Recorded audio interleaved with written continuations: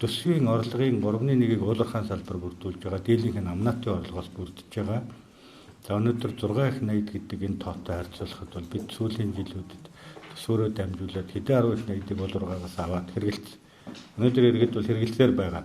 Нөхөн сэргээгдэшгүй баялагийг ирээдүйн шавхагдшгүй нөөц болох тухай яриад байгаа шүү дээ. Энд баялагын сангийн бусад талуудын олон улсын нэлээд хэдэн 10 жилийн түүхтэй энэ талуудын түүхийг судлахад бол ерөөсөө баялагын санг шууд хуваарлтын зарчим руу хязгаарч хандуулдаггүй.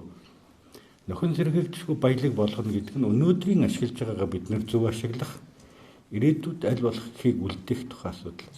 Нөхөн сэргээгдэшгүй гэдэг үгний ард нь өнөөдрийн бид нар хэрэглээд 10 их 80-аар нь хэрэглээд байгаа бид энэ байхгүй болвол ирээдүйн маань яах вэ гэдгийг л хамгаалахын тулд энэ баялагын санг хийгээд байгаа юм л да. Сангийн үндсэн зарчмуудыг бид нар маш сайн хэрэгжүүлэхийг бодох ёстой юм шиг байна. Сангийн хуримтлал руу аль болох ордоггүй энэ зарчим явж байгаа. Одоо манай сангууд харьцангуй хуваарлтын зарчим руу шууд орчих гээд байгаа тал байна.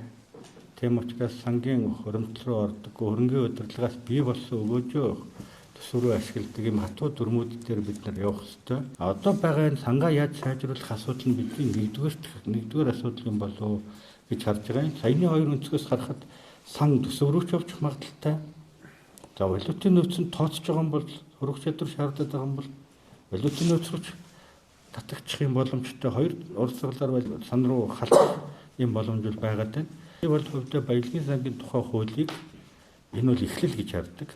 Засаглалыг бид хийж амжаагүй, хөрөнгөний удирдлагыг хийж амжаагүй. Өнөөдөр төсвийг удирдах байгаа төрийн захиргааны байгууллагууд санг удирдаад хамтдаа явна гэдэг бол энэ эрүүл тогтолцоо мөн үү шүү гэдэг асуудлыг бид харах ёстой болох байх. Явандаа бид энэ удирдлагыг нь яаж тусгаарлах вэ?